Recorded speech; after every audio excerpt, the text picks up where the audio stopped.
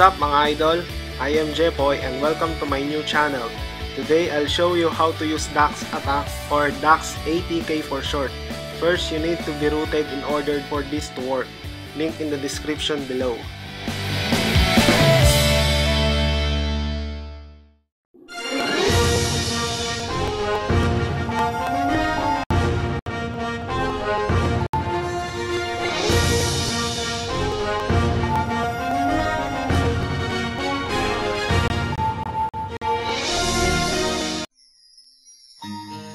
After loading, go to Mercenary tab. As you can see, 593 ang attack ni Bloody Murderer. Press the Dax icon, click search, and search 593. Click search. After searching, may makikita kayong maraming numbers dyan. Click back, magpalit ng Mercenary. 1420 ang attack ni Valkyrie. Search ko ang 1420. Search. Yan. Save nyo kahit anong pangalan. Yes. Tapos, punta sa SSD. Click. Gawing 32767. Save. Tapos, checkan. Makikita nyo, nagbago na yung attack nya. Kung gusto nyo palitan ng attack speed, click ulit yung icon, click search. Pinaka-importante, i-clear muna bago mag-search. Search 81.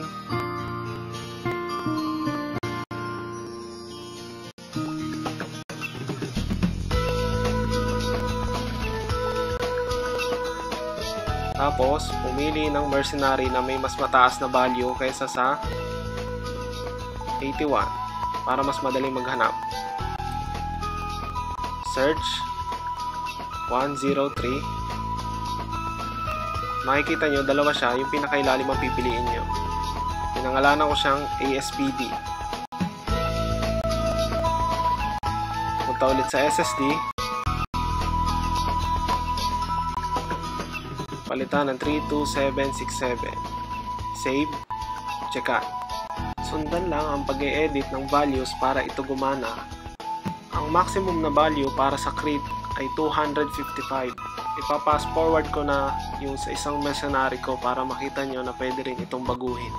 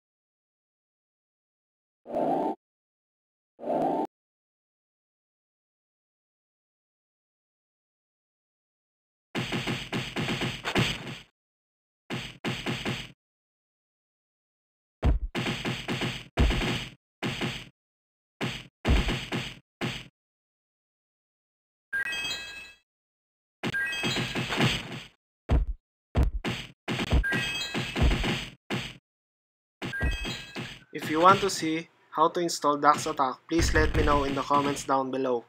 I'll make a video for it. Please press like and subscribe to see more of my tutorials. Thank you.